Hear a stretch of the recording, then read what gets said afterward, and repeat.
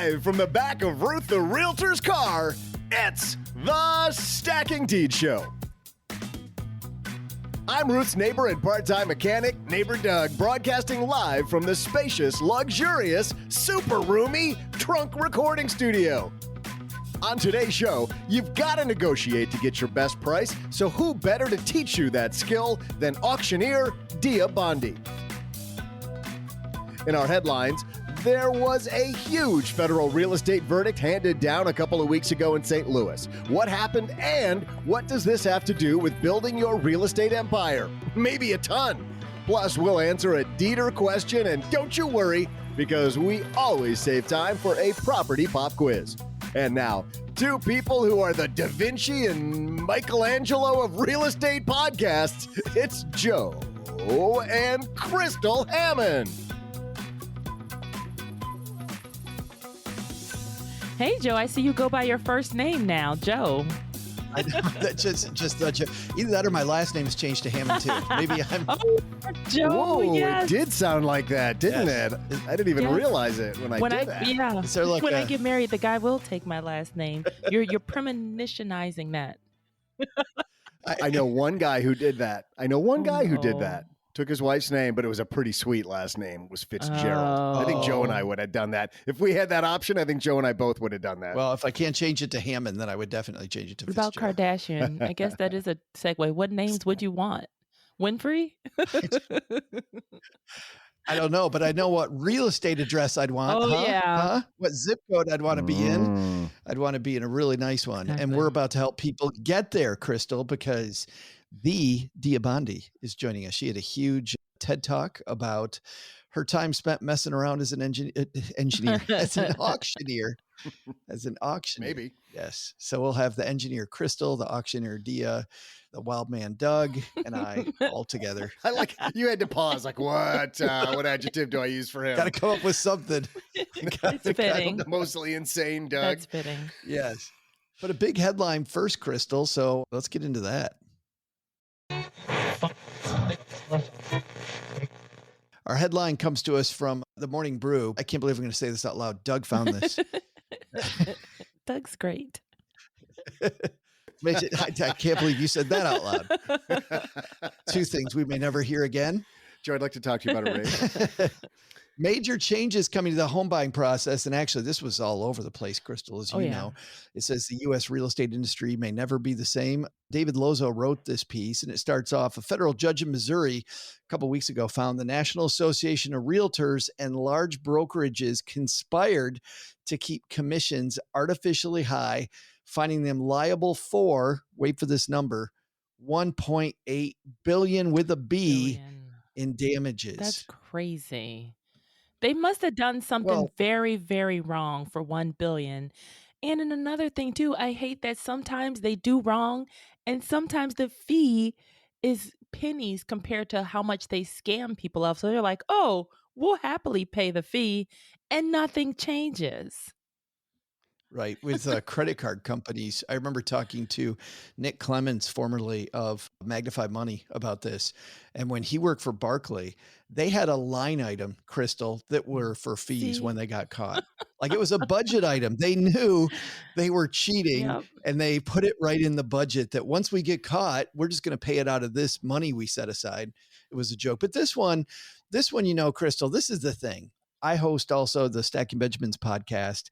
And over there, people talk all the time about, oh, you don't want to buy this fund because it has a 0.5% fee, or you don't want to buy this fund because it's got 0.75% fee. Agent commissions have been 5 to 6% forever in real estate, and nobody complains. Everybody's always like, real estate's awesome. How come you guys aren't bitching about the fees here like you are over Stacking Benjamins? Like, it's crazy how high these fees can be. So what it says happened is because the seller would pay the commission, the buyer could get in without a fee. The seller's motivated to get rid of the house. The seller, frankly, doesn't care what the fee is. Well, they care, but not as much as the buyer, who might make it so they buy less house. Well, and when you're the seller, I feel like everybody hops on you with all the fees because you pay so many fees. Like when you look at that HUD statement at the closing, it's like, oh man, the seller pays for both commissions for the realtor. So they pay for Yeah. the buyer's realtor and their seller's realtor. Well, those days are now over. There's going to be a new sheriff in town, I guess. They talk about what else might change. Good. More flexibility for buyers because under the current system, sellers pay their commissions and that's shared with the buyer's agent. Sellers now, if they're banned from paying buyer's agents, then buyers would have to pay their own agent if they choose to use one, a flat fee or hourly rate. That, Crystal, could drop these fees even more. That could I think a lot of people also don't realize that the fees are negotiable.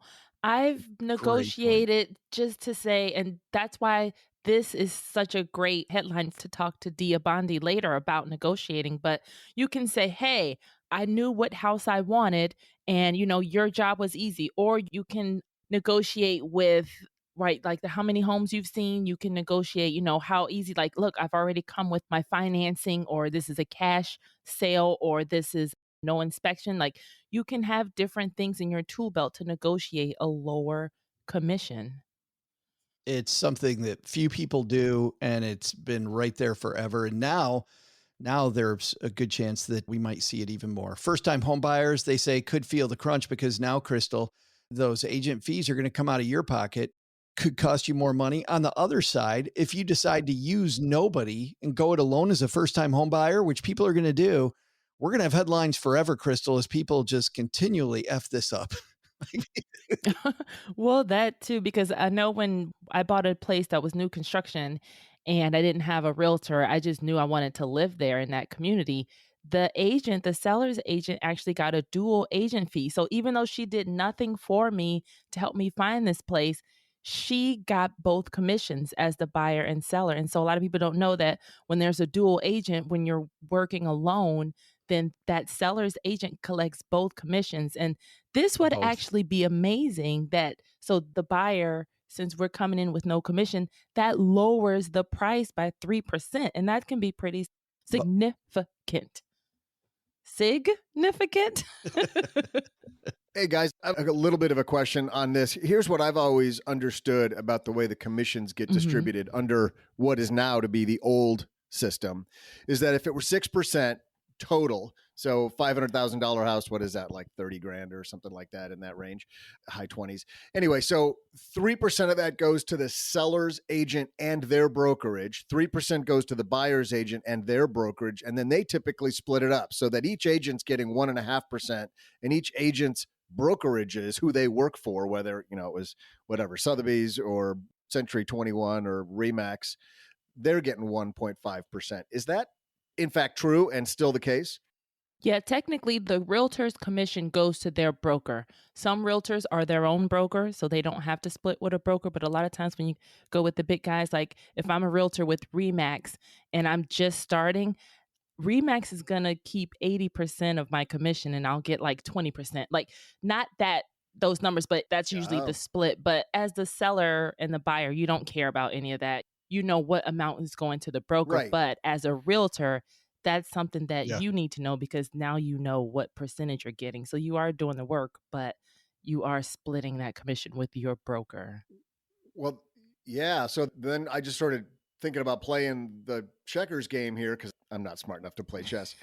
So are there going to be that many buyer's agents? Because if there's a good chance that the buyer's agent may not get that much money because you don't have to pay that side of it, will we be Ooh. mostly just looking at listings and going straight to the seller's agent? I think we're definitely going to see the game change a bunch there. I think to your point, Doug, what, cynical me thinks is going to happen. And I don't know your thoughts on this, Crystal, but I think a lot of people are going to go without agents because they're going to see how high the fee is for the first time ever. And they know they have to pay it. They won't pay it. They'll step in it hard. They will attempt to sue everybody for their own negligence because they didn't Mhm. get the proper help, right? It'll become headlines. And there'll be this new industry that comes out of this that I think might be at a little bit lower fee, but will be, hey, it's almost like how many times have we already in the course of less than a year talked about people not getting an Yep. inspection, Yeah. right? People go, yeah, I'm going to cut a corner. I'm not going to get inspection. On the biggest thing you've ever bought, Yeah. you're not going to have it inspected. I think the same stuff's going to happen here. I don't know. What do you think, Crystal? Definitely. So the realtor has a huge value, and that value is negotiating. The realtor knows the neighborhood better than you do, probably. I think it's also the contracts too. Yeah, I think the realtor knows contract. the in and out of that contract and knows when there's some fishy stuff going on. I remember looking at some of these contracts back when I was a financial planner, just because I told people, I'm like, I'm not a real estate Mhm. agent, but if you want one more set of eyes, and I would read through it and I would bring up these clauses that my client had never seen. And sometimes the real estate pro had never seen. Yeah, Yeah, it's the the addendums. addendums.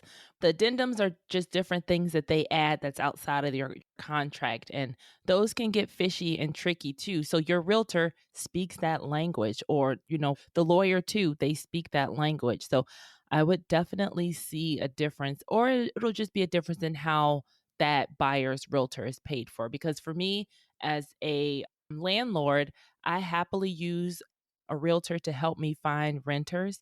That's an expense that comes out of my pocket as the buyer, as the landlord.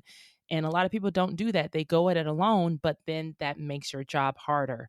Just like if you're trying to buy a home without a realtor, that is just going to make your job harder. And so it'll come out of your pocket possibly, but that happens at the closing table. And you'll get that 3% back in the power of the realtor and the Mm, negotiating and what she's yes, bringing, there it he or is. she is bringing to the table for you. Well, that's further down this piece. It says trouble for real estate agents with $30 billion, $30 billion potentially leaving the Mm. industry. One firm estimates 1.6 million agents could lose their jobs. If you're listening to this and you're a real Yikes. estate pro, people are really, Crystal, going to begin demanding that you're worth it, that you Yes. actually are worth the money that we're paying you, or we're not going to pay you any money. I'll tell you, Doug, when I lived in Michigan for a while, it was weird how when I moved back to Michigan, by the way, Doug decided to move way far away from where I was. I felt like there was some, like the restraining order was going to get was going to get Just bent. months afterwards. That timing was weird. But Doug, when we sold that house, I don't know if you was always remember this, wondering but if they you were picked up on that finally message I was redoing the trying to send. roads in that subdivision that I lived in. And we were going to be on the hook for Crystal about $12,000 worth of work, right? Oh yeah. $12,000. It was the first time this Oh. road had been redone in 30 years because it was a subdivision, and the way that this community was where I lived, that wasn't part of our tax load. So we were just going to eat it. I had lived there for, by the way, for less than 2 years, and I'm going to get hit with the first time in 30 years this is Oh, happening. And by the way, I'm no. moving, right? So it's going to be 12 grand. Well, we put it right in the Right. disclosure.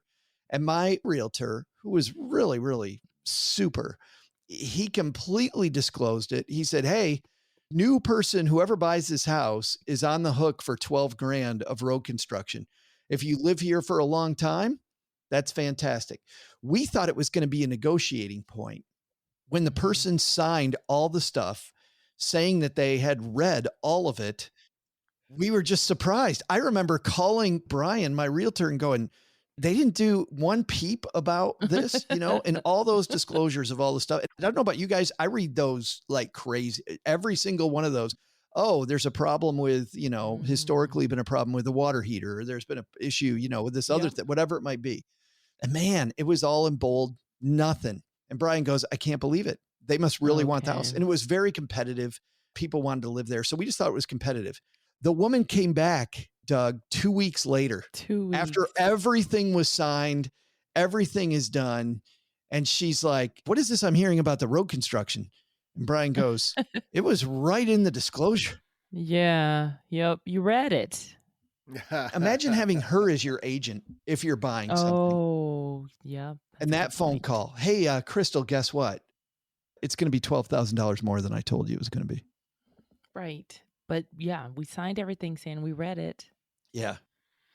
And by the way, shame on the people buying it too. Clearly, yeah, they didn't read it. I'm guilty of not reading every single line, but this is a lesson for that, reading everything. Down here later, it says startups get new life. I think this is also going to change, Doug. Previously, companies like Purple Bricks and REX offered lower or flat fees to sellers and did not promise to pay the buyer's agent's commission. they were forced to close their doors. REX founder Jack Ryan told the Wall Street Journal, this is going to be a catalyst because nobody could break the cartel before. I love the cartel. That's a question that I want to dig into that, and I should have maybe beforehand, but it's that word cartel and the fact that they couldn't break in that really makes me, well, I mean, that's essentially what that organization is. I mean, there's a nefarious kind of insinuation around that word, but I want to know why they couldn't break in. Like, why didn't those businesses, you'd think if it's just straight up, hey, we've got a better mousetrap here and buyers won't have to pay at least part of that fee because our agents are flat fee or whatever, hourly, you'd think that would take off, that would be a very appealing product. So I want to know why they couldn't break in. What was it about what the National Association of Realtors or any other group had that prevented those other companies from succeeding? I think it's the big name and the protection that you feel. I remember years ago, I did a focus group. I was a focus group groupie. Like, they used to feed you back in the day. You would get cash for your opinion. One time I caught a bus and 2 trains out to this one place to do the focus group. Oh yeah. Totally No. worth my time. Now looking back, was not. All for some cheese whiz on a Ritz. But this was when I was going to say, for anybody that couldn't hear the sarcasm in Crystal's voice true, right but there. this was back when Redfin was trying to get into the market, and they were one of the first people with the flat rate commissions. And all of us were skeptical in that focus group. I think whatever NDA is probably invalid by now, but a lot of us were really skeptical about it. And it's like, this is a home purchase. This is one of the biggest purchases in my life. I want to go with, a realtor, an AR, like one of the big names. I don't know you from a can of paint. It just seems fishy. I don't want to just do this all over the internet thing. The internet was all new and everything. So they did the focus group, they did the research, and we were just like, I don't know about a flat rate, because am I going to get the same level of service if I'm an investor trying to buy a $50,000 home? Then, my after repair value, maybe if it's 200,000, or even if I'm in the million area, do you really expect the same level of service for a flat fee? I think that's why a lot of the flat fees are like, I don't know about that. You saw this over time, though, happen with airlines, right? I mean, the discount airlines. And then what happened? You didn't get better service from Delta and American. Next thing you know, you get nothing from anybody. But you also saw this the opposite way in the world of certified financial planners. Back in the 90s, I mean, it was all big businesses. You were going to use a big name, and these wingdings that were off working on their own were very few. There weren't that many of them. And now, of course, I think a lot of people now, Crystal, finally look at this a different way. So maybe it's just a matter of time, Doug. Maybe it's now people are going to have to get used to the fact that, maybe working with a smaller firm or a firm that works differently is actually a good thing. Right. It's more intimate too. Maybe they're thinking that too. Yeah. Coming up next, she is a woman who works with people on communication, and she also spent time just for fun as an auctioneer. She talked about it in a TED Talk. She has a new book out about the topic, but Dia Bondi is a force of nature, and we're about to talk to her now about negotiating, because Crystal, we, it turns out, sell ourselves short so often, and Dia's going to help us there. I know I do. I sell myself short. Like, I'm looking forward to this talk. I didn't realize how much I sold myself short until I heard Dia Bondi speak for the first time.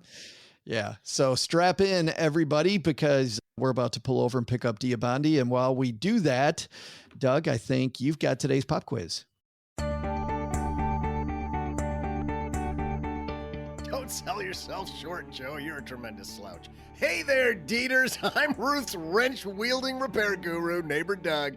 And since we've got a renowned auctioneer about to hop into the backseat of the town car, I thought I'd lean into learning more about that fascinating profession. I mean, I'm already a great salesman, right? Who else could have sold some blurry painting of water lilies I picked up at a garage sale to some sucker on eBay for $200? Whoever that Monette dude was that signed it must have just learned how to paint, because you could see every brush stroke. Wow. Everyone. I mean, that's a hack, right? So Impressive. amateur. And we all know I can talk fast. Check this out. Can I get a 25, bid him on 25, bid him on 30, 40? Hey, bid him on 45, bid him Bam on 50 sold to the woman driving the Chevy Malibu doing her makeup in the stoplight. This stuff's easy. She just bought the chiclets I got in my front pocket. She didn't even know it. Today's trivia question is, who painted the most expensive thing ever sold at auction? I'll be back right after I figure out what else I've got to sell with my new magical powers.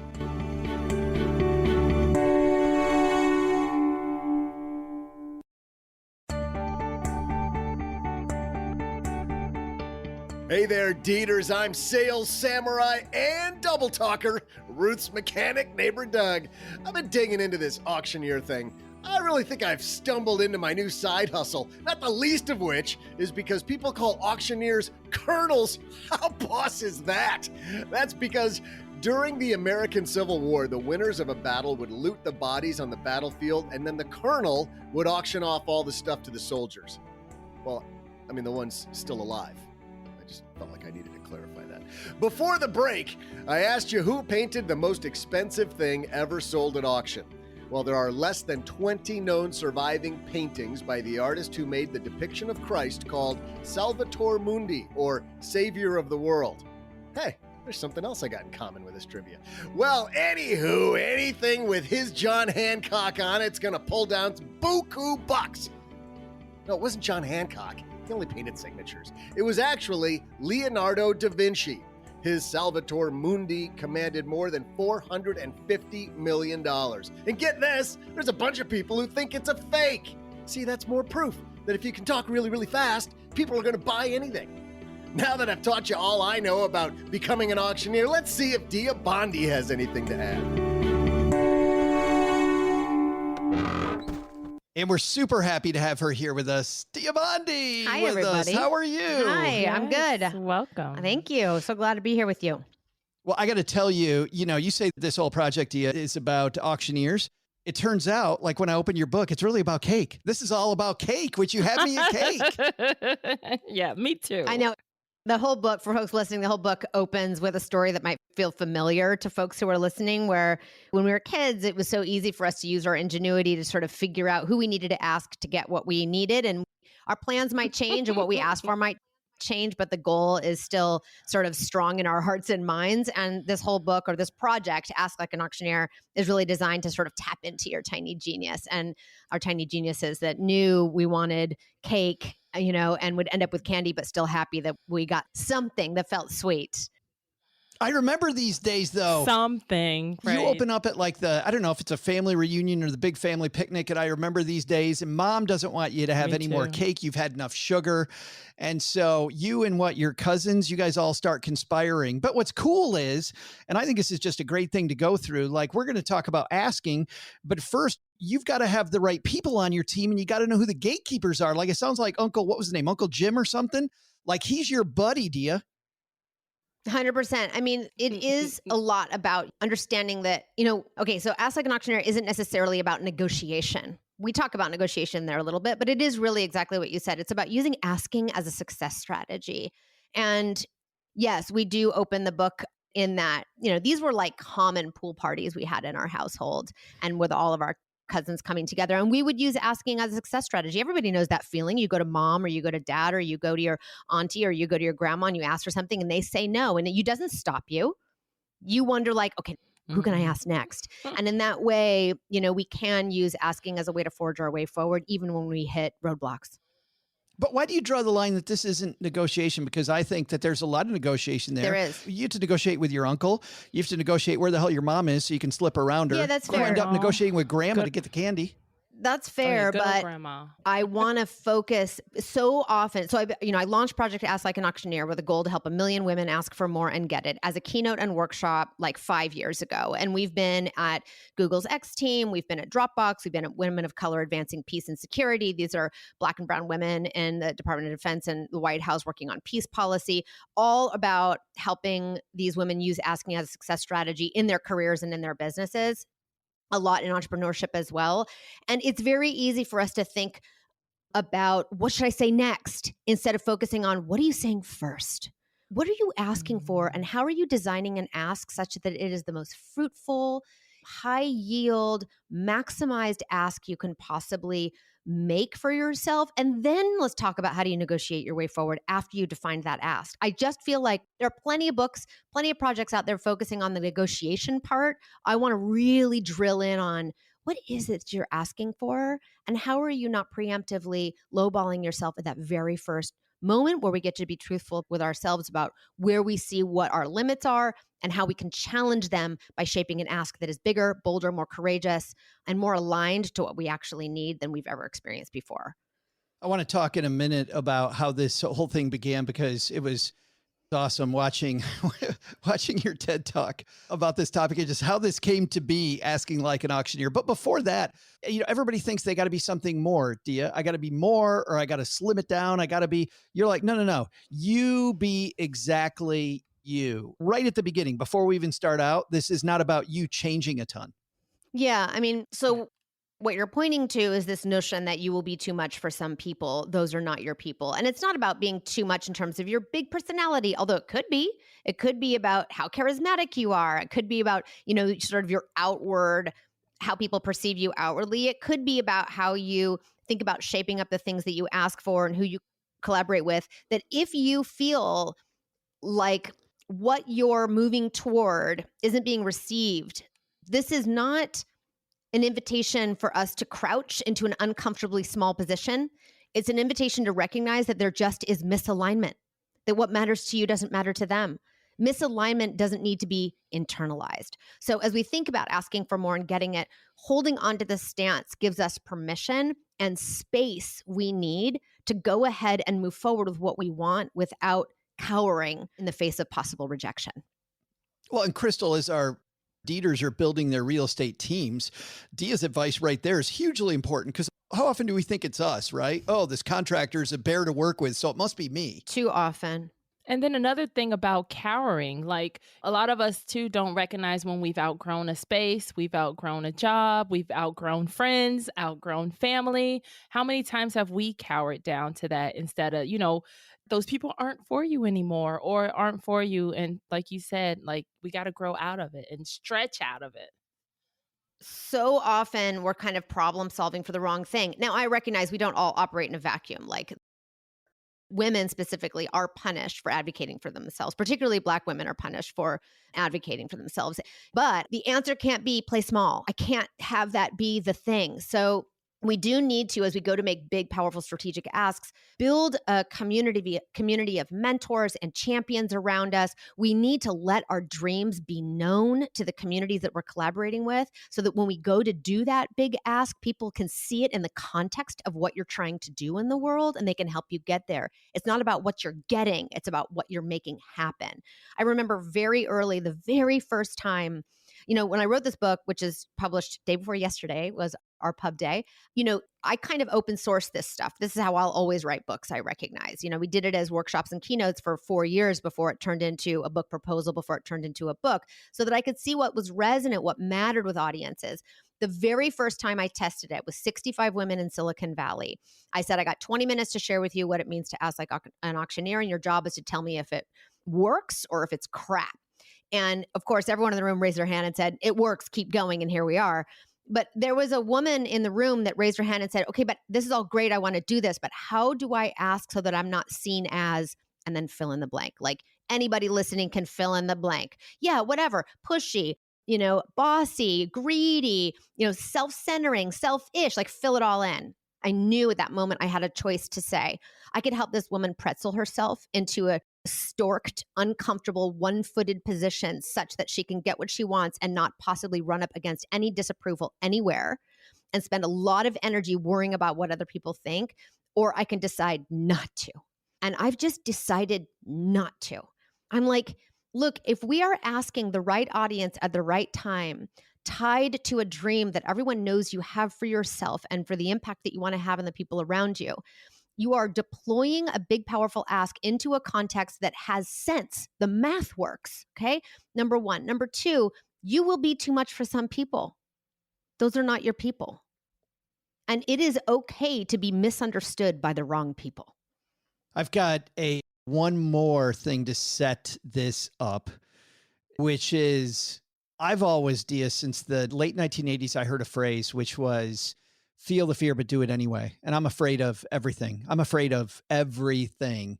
And I have to continually remind myself that you have a different phrase, which I actually, frankly, like better than mine. I've just had mine for so long. And you call it Zofo. And life is really finally moving for you. And this is where we're going to get into the guys asking like an auctioneer. What is Zofo? Zofo stands for the zone of freaking out, which is where all the asks we make in our life, business, career live because they are bigger than what we think we can get a guaranteed yes to. If it's above what you're pretty sure you're going to get a yes to, that ask lives in your zone of freaking out. And here's the thing. The Zofo never goes away. You can think of it like this. If I'm not in my comfort zone, where am I? I'm in my Zofo. And it has that familiar feeling I'm sure everyone listening can recognize. For me, the Zofo feels like I swallowed a cold penny and it's just stuck right below my sternum. For other people, it could be that hot feeling you get in your neck when you go make a big ask or you advocate for yourself in a way that you're not used to.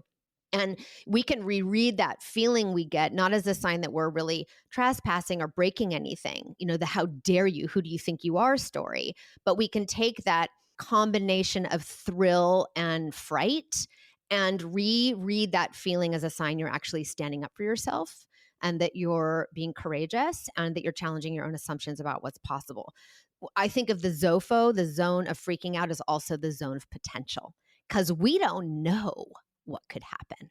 We might be making an ask that, can surprise us. Well, and that's the thing too that I loved about your book is, it comes with worksheets, and prompts to really reflect on a lot of different things. And when I was going through my Zofo, a lot of times you notice after, even if you get a no from your Zofo moment, it wasn't that scary. It wasn't the end of the world. And it got you closer to what you really wanted in the first place. And so that's another realization I liked about it is that wasn't as scary as I made it out to be.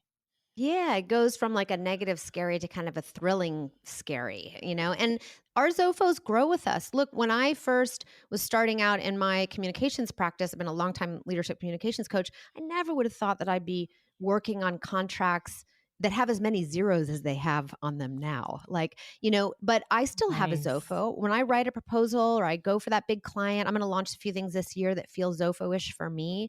But I know it's a sign. Again, I'm rereading that feeling that it's a sign. I'm kind of standing up for my dreams for myself. And it grows with us. Our Zofos are like the horizon. You run toward them and they just move away from you. And that's okay.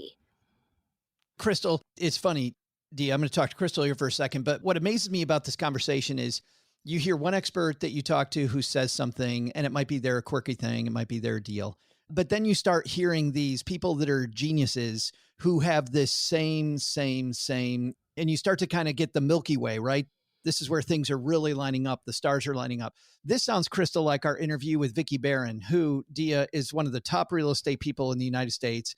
She consistently is living in Zofo land. She would ask questions of people all the time. She would put deals on the table. Remember that one deal, Crystal? She had no business asking for that deal.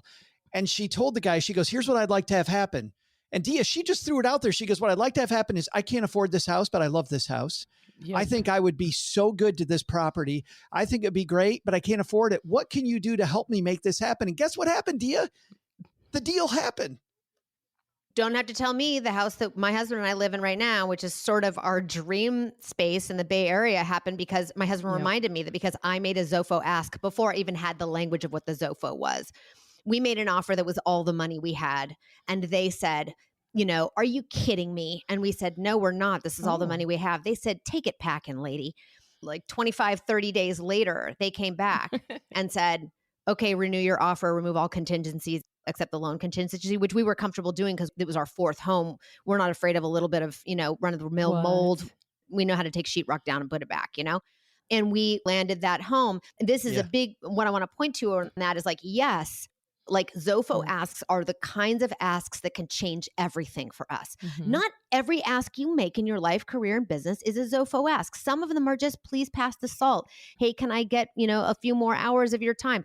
They're not all adrenaline filled, Zofo asks, but the ones that have the potential to change everything are. Now, one thing that's really critical is that the Zofo ask means that you could get a no. Okay. You could. That's what makes it Zofo-ish. And you could, in some cases, get a hard no, like my husband and I did in that example 15 years ago.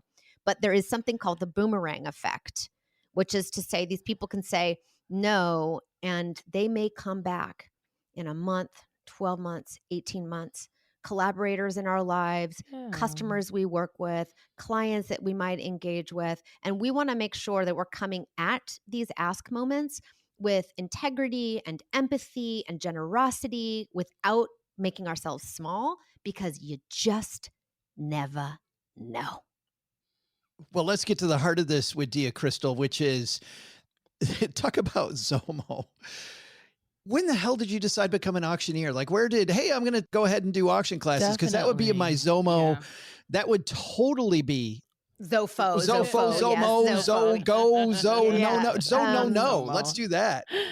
So I've been a leadership communications coach for many, many years. I went on sort of a working sabbatical, and that 18 months I did the Artist's Way end to end. Folks who are listening might be interested in what that is. Beautiful way to sort of move your way back towards your creativity and sort of what lights you up, even if you're not an artist or a writer. I got in the best shape of my life. And in that time, I was like, while I was doing pull-ups and doing journal entries for the Artist's Way, I was like, I want to do something weird and interesting. I like learning stuff that's outside of my domain. You know, I took a class in spiritual will writing, which is very interesting and wonderful. And I always find a way to draw these things back into my communications work. And my husband said during that sabbatical, hey, remember that thing that you said you'd do, which was auctioneering school? 12 years before, my kids were in a preschool co-op, and we had an annual fundraiser, and all the mommies and daddies and caregivers that were involved in running that fundraiser and the school were like, I'm not getting on the mic. Dia, you get on the mic. Because I've been facilitating workshops and speaking for you. It's a comfortable place for me to be. I didn't know. So they said, Dia, be the auctioneer. And I was like, this was at a time where even, now you can learn anything on YouTube, and it wasn't so robust at that time. So I just kind of faked it and did it and had so much fun. And a couple of weeks later, I'm at dinner, and we were all talking about bucket list stuff, right? I know the story's going on. I promise I'm going to get to it. No, this is good. Yeah. We had gone around the table. You know what I would do? I'd want to travel here. I'd want to travel there. I want to learn this. I'd want to learn that. And I said, you know what I would do? I'd actually learn how to auctioneer for real.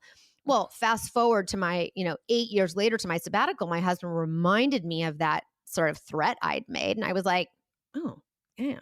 So I Googled around, and there's a thing called auctioneering school. And so I got on an airplane, and me and 100 cowboys learned how to auctioneer just about everything. And these guys were there for, real estate auctions for sure, but also like cattle auctions and, we learned everything, like garage sale auctions. You're selling things starting at $1, And when I got home, I was like, what am I doing with it? I'm not going to use it as a career. But I was like, oh, I know.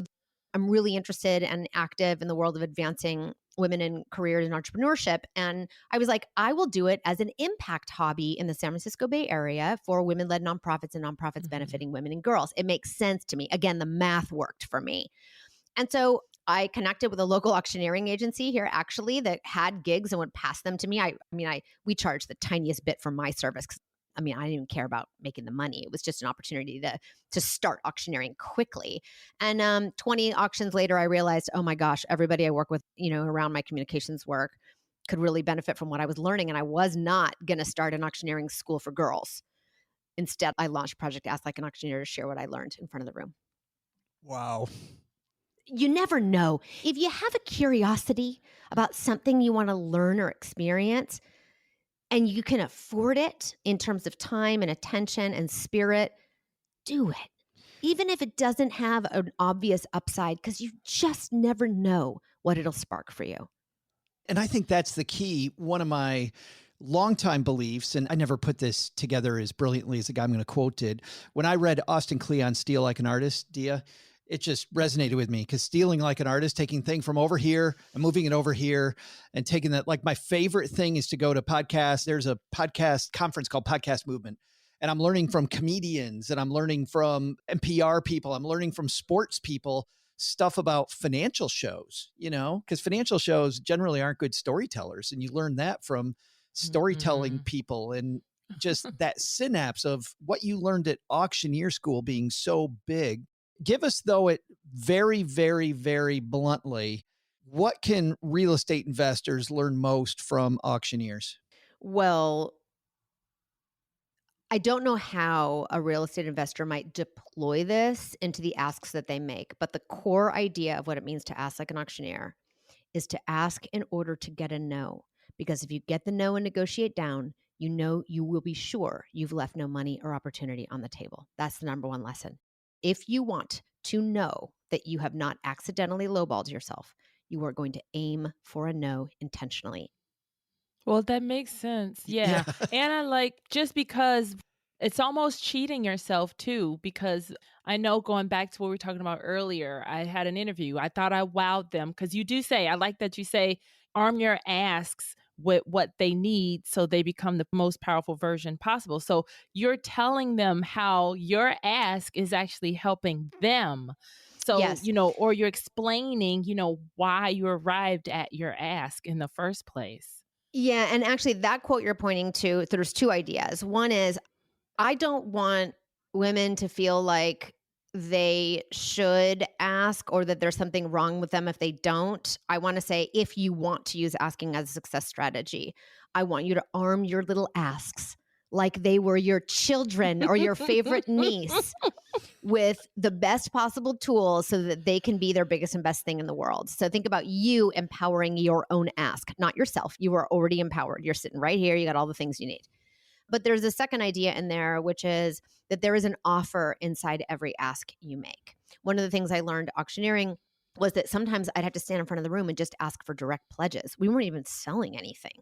And I'm like, what's the story here? Like, what is it that these people want if they're just going to raise their paddle and give me 20 grand, 10 grand, 5 grand, or, I say every dollar is a hero dollar. Like if they're going to give me $20 tonight to support, women going through breast cancer at a low income level so that they don't get the lights shut off while they're in treatment, or, funding camps for autistic kids of low income families so parents can get a respite, like on and on, right? So I had to get really clear. What's the offer inside of this ask? I'm going to ask you for 5 grand. What are you getting? You're getting an opportunity to live and pledge in alignment with your values. You're getting an opportunity to participate in a collective act of generosity with people in your very own community and build connections around that. Tonight, if you buy a piece of art, you are going to officially be able to call yourself a collector. How fun. So understanding the offer inside of your ask, and I want to answer, Joe, your question a little bit more directly. When we think about real estate investing as an outsider, I think about like buying and selling properties, buying and renting properties, buying and leasing properties, fine. But I want people to apply this idea to so much more than just money asks. We are not successful in our lives and businesses alone. So if you need to find deals that are off market, how might you grow your network of influential voices who have their ear to the ground such that you are a trusted partner and they'll want to feed you deals? So those are the kinds of asks that elevate your own visibility and influence in a particular market. Maybe it's about authority. How do you become a trusted authority in your community such that when you put a deal forward, they're more likely to say yes to you, even if you're making the big ask, which could be a big dollar amount or a small dollar amount? And balance. How do you act and make the asks that you need in your own business and career that let you bring into balance who you are and the kind of work, the kind of investment, the kind of projects you want to be working on every single day? So I don't want this to be just focused on the kinds of strategic asks we make that are tied to money. But it all leads to just a better life, Dia, I think, because, man, if you can ask for that mentorship help, which I think is part of what you're alluding to for all of our deeders. Turns into dollars. Yeah. Not just dollars, but wonderful experiences. I mean, my son gets a lot of help. He invests in real estate in Detroit. He wants to be a part of the rebirth of Detroit. So he owns 14 rental houses there. And he's excited about being in these communities, being a force for good. It just, I've seen there's a trend around, and tell me if I'm wrong, just around folks buying abandoned small family-owned motels and turning them into single room, low income rental properties for folks and communities that would otherwise not have access to that housing. Like, what an asset you are to your community when you engage in that way. And then how do you? I wonder if that Yes. was So, inspired by yep. Schitt's Creek. No, I'm kidding. That's a good one. I That's funny. wonder. Well, and then this also goes back to something you, a phrase you said earlier, Dia, and something in the book, that ask that changes everything. Will you teach me? And then what you said earlier was, Yeah. hey, can I get a little bit more of your time? That's how you change communities, is you're in the community and you have a mentor, or you have like the local, aldermen, politicians. Like, you need to build relationships with all these people. And how do you do it? You ask. Yeah. And this is, Crystal, actually a great place to use as our last question, because Dee, I had the same question. This is personal for you, Crystal, what you're alluding to. Like, this isn't just all whatever. You had a big ask in a Zopho moment for you that really changed your life. I did. And again, this is stuff that, we can all look backwards and notice the asks we've made in our lives that changed everything. And we can reproduce this experience. We can every day. I mean, my husband reminded me, like, Dia, you think you launched this as a new idea. You've been doing this your whole life. And I was like, what do you mean? And he reminded me, yes, I made one ask that changed everything. My husband and I were married pretty young. I was really floundering about what I wanted to do with my career. And I found somebody who was doing work that, once I saw him doing that work, it was around facilitating learning in a corporate environment around communications and helping leaders speak powerfully. And I was so shocked and compelled by the work when he let me sit in the back of the classroom and watch him work. I mean, I say classroom, but it's, it's a professional development context. And I never wanted something so bad in my life. I mean, I saw it and I was like, if I don't get to do this work, I'm going to die. Like, I have to find a way. And I was so unqualified. I was qualified in that I had the drive, I had the desire to be a strong and powerful facilitator. I had grown up in the world of, my early working days were, as a fitness instructor. So I was used to being in front of the room with a mic on my head, talking to 50, 60, people at a time. When I saw that work, I knew I was going to make an ask of him. And I had to spend some time figuring out what that was. But at this point, Dia, and just to be clear for all our Dieters, you're about to make the ask. This is where most of us suffer from that. What do they call it? The imposter syndrome, right? And we're like, I'm unqualified. I can't do it. You know what? That's a dream. I'm going to let it go. Well, what I recognized that I wasn't asking him for a job. I wasn't asking him for a job. What I really understood in that moment, and this was the ask, everybody, it was not about money. It was about his time and attention and investment in me. And I knew that the ask was, will you teach me? And the offer inside of that ask was an opportunity for him to mentor somebody meaningfully, for him to have an apprentice, to pass on his ideas and practices through to the next generation, for him to expand his own impact through me. Because if he taught me, I could be out in the world teaching his work, on his behalf all over the globe. I got to end up getting to travel all over the world. So there was something in it for him, so to speak. And if I could demonstrate simultaneous to me asking for something that felt way bigger than my britches, with being able to articulate what mattered to him in the same breath, my chances of getting a yes, even though I was sure he was going to say no, and I aimed for that no. I was willing to be rejected. It was a pretty good bet. And I aimed for that no. I ended up getting a yes. And the next thing I knew, I was on an airplane in New York. That's life-changing. Life-changing. The book is called Ask Like an Auctioneer, How to Ask for More and Get It. And as you just said earlier, Dia, it's available everywhere. Yay. It is. And on audiobook, I read the book. And I hope that as you read it, Crystal and Joe, you had some fun with it. I recognize in so many books in the nonfiction section really can read like a Wikipedia page. And I hope this one did not. I really tried to make sure that it would be fun for everyone to leave and have an aliveness in it that I hope you can experience when you go use these ideas out in your own world, in your own life, in your own career.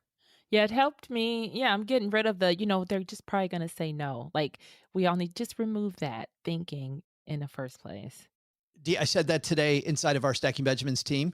We were having a discussion about something that will help our Dieters and our stackers do better stuff. And it's a big thing. And Stacy on our team was like, maybe we should try to get this done by the end of the year. And I said, oh man, I don't know. And then I thought of you. And I thought about Zofo See? and I went, maybe we should. But then I also said, I'm like, hey, if we miss, I didn't want to put too much pressure on my team. If we miss, we miss. But you know what? Let's set the bar high. Let's do it. And Stacy goes, yeah, let's do it. Like our team's fired up because of you, Dia. So thank you so much for mentoring all of us. So happy to hear how these Yes. ideas, we can twist them into what works in our own contexts and make them, because I say in the book, and I think it's true, that these ideas work best when you make them work for you. That's a great last word. We're going to end on that. Oh my God, was that fun? Big thanks to Dia for joining us. And Crystal, how many times have you thought to yourself, oh, that's a good enough deal for me? And if you would have just asked again until you got to know, it would have been a different turn. Listen, there's been so many times I'm like, oh, sucker. He said yes to my price. Totally not knowing that I was totally screwed. So this changes the game. This changes everything. I'm just going to keep digging. Because you think you're being like a jerk, especially like the bodegas, like when I travel internationally, I pay the price they say. Totally didn't know you can haggle. So you think people are pushy that haggle, but no, they get what they want or they get the best deal. Well, and it doesn't have to be confrontational. Right. I think we think it's, when you say I'm being a jerk, it's because you think you're creating confrontation. But to her point, with an auctioneer, you just go till everybody says no. You're right. You are right about that. The three of us are Midwest nice, though. If one of us was from New York, it would be. Well, normally at this juncture, we have a call to Ruth's rotary phone. However, we have a note here from listener Jewel. Jewel, Crystal, has some discrepancies with something I said about an insurance company a couple weeks ago. Mm-hmm. All right, I can read that. Let's see. So this is from Jewel Robinson. First of all, thank you, Jewel, for writing into us. We love hearing from our listeners. Okay, so and she's sticking on the windshield like nice parking jerk. That's what you thought the note was going to be, and then you. Oh yeah, I lightened up now. Lightened up. Totally different attitude now. Just an FYI for Joe, as I heard him talking about Allstate insurance. I just want him to know we were with Allstate for auto and homeowners for 35 years, and there was a missed payment because my credit card expired, and I didn't realize the payment was tied to this card. So the broker never sent me an email, never called, and no notice at all from Allstate. We were hit by another driver. No injuries, fortunately. Glad there were no injuries. But there was damage to the vehicle. And since the payment had been missed, and I discovered it the day before the reinstatement date, and I made a payment online because no one was answering the phone at the broker's office. Since this was late on a Friday afternoon, and of course they were closed till Monday, they refused to accept the payment for reinstatement. And I just couldn't believe that they would treat us like that after being loyal customers for over 35 years. So I'm definitely not recommending Allstate to anyone. Oh, that's quite the conundrum. Well, I'm glad she brought that up because, when you get to the level of an Allstate, the problem is it's so agent dependent. Allstate is less of a Allstate's good or bad, Crystal, as it is. We have all these agents. You hope they would all be uniform, and they are not. They're not all uniform. On Allstate's part, as a company, like their home office, if the home office hours are already closed and the agent hasn't done their job, I think your big issue is with the neglect of your agent. And that's the first place I would start, is with agent neglected this, agent caused this problem. I mean, if you're thinking about keeping that relationship alive, I think the thing I'm hearing loud and clear here before I get to really why there's a lesson here that might be different than the one that Jewel got, is that if you're going to go with a company that has agents, you really need to do a good job of interviewing that agent and making sure that it's, because I think too often when it comes to a company like State Farm, as an example, which is very agent-based, Allstate, which is very agent-based, your whole experience of that company is going to be based on that agent. And so, State Farm and their commercials, right? To switch companies here for a minute, what do? They talk about how great the Jake from State Farm. And the reason is they say their agents are strong. If you get a State Farm agent who isn't strong, who isn't actually helping you with anything, you're overpaying. State Farm doesn't want me to tell you that, but I'll tell you that you can easily beat State Farm's premiums with a company that doesn't have agents. So That's number one. The issue here is because Allstate is beholden to their agents, that's how they've decided to set up their work. This is where Allstate created the frustration. They cannot violate their contract. This is literally an insurance contract. And because of that, if State Farm's corporate office closes at 5 and you want to submit your payment at 6, the contract is it's going to be during the working hours. And Crystal, and this is where it's a bummer for Jewel, they can't violate that contract. If they do violate that contract for Jewel, then they're on the hook for everybody else. And they're regulated by the individual states who hold them accountable to keep up the contract. So does Allstate have a problem here? Yeah, they've got agents who suck. It isn't the thing that Jewel wants to hear, that they're not training their agents. She wants them to give them reinstatement after the close of the contract. Agents should have noticed, but Allstate, really, their hands are tied in terms of. So the only piece of this that I get frustrated with, that I wish there was something Allstate could do, but they can't. She goes, we've been with them for 35 years and they treat us this way. Allstate's treating your contract exactly like they treat every other contract. Your agent screwed this up. Yeah.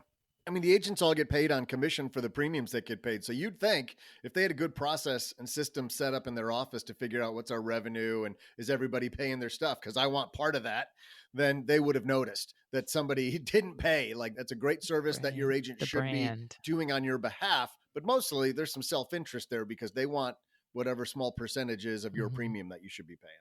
Absolutely. Yeah. But your agent systems are, and now does that ultimately fall on Allstate? Sure. Because Jewel doesn't think that it's just the agent. It's, Allstate not training their people as well to be better or letting them still exist. Right. And maybe she needs to put pressure on Allstate, but it should all be directed to the agent and how the agent messed this up. Sorry to hear about that, Jewel. And I hear that loud and clear. Very luckily, I have a very good agent who they contact me, not an annoying amount, but about 3 times a year. And here's what's cool, Crystal. Nice. My agent, a guy named Scott, has such great systems. I don't even talk to Scott. Jackie is the person that works for the agent. She knows so much about homeowners and insurances that Jackie and I have had these phenomenal conversations a few times a year about, well, what about this going on? What about this going on? And make sure that, and what's cool? They're not long conversations, but I also know that Jackie and Scott are not going to drop the ball for me. Again, agent dependent with Allstate. I'd say just generally, guys, that's been my feeling about Allstate. Yeah. For the last 30 years has been that Allstate is hugely agent dependent. State Farm, much less so. State Farm, I feel like, has much more of a, you go with State Farm, they're betting so much that their agents are going to rock, that State Farm agents more often than not are just absolutely phenomenal. However, you're going to see it in your premium. If you're buying State Farm, I know they talk about low prices. State everywhere. Farm, I've never seen it. Listen, yes, knock on State Farm's door if anybody knows. That's right. That's right. Well, I know a great thing. Crystal, they could have you and I for a lot less money. We should maybe. Exactly. Let's do it. Let's be their celebrity on-air talent. We could be their on-air. They got to pay for Patrick Mahomes somehow. I know. Exactly. And Crystal, we haven't gotten to know yet with them. So we'd only cost a few $1 million. I mean, come on. Yeah. Thanks for the note, Jewel. If people want to, though, please call Ruth's Rotary. What's the number? How do people get there, Crystal? Yeah, head on over to stackingdeeds.net/voicemail. We can hear your lovely voice on camera or, well, not on camera, but on radio. Or you can just leave us a note just like Jewel did, and then we will answer your question on air. All right, Crystal, what do we do to wrap this up? Oh, show notes. You've got the show notes. Duh. Yes. So head to stacking. We have no idea. We just met. Have you guys done this before? So head to stackingdeeds.net/show notes. You will get an awesome synopsis written by yours truly with some great points, takeaways. Sometimes I add funny little notes in there. I do refer to myself in the third person sometimes. So join us to get the show notes. And then going back to Doug's trivia, you guys don't put makeup on when you're at the stoplights in the car? I thought everybody did that. No? Nope. Nothing. Well, it's funny. Not as much as I used to. Not as much as you used to. Because I remember our driver's ed teacher was like, why do people dig in their noses in cars? And I was like, oh, I know this because they think we can't see them. And he's like, no, you have the best mirrors in your car. You can see everything. So you can see clear up your nose in the car. Yeah, and all that stuff hanging. So, hey. This took an awkward turn that I wasn't expecting. And that's why Crystal picks her nose in the car. No, there are no boogers under my seat. Oh, man. Oh, God. Did you feel it? Even Ruth sped up on that one. Holy cow. Well, let's bring this thing home. She's Crystal. I'm Joe. We'll see you next time back here on Stacking Deeds. Doug, well, based on what we did today, let's do this. Instead of what should we have learned, what's our to-do list?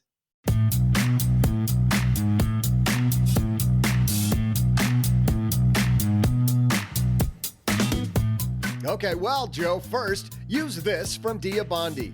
Keep negotiating until you reach no. Only then are you at the actual price of the thing or service you're after.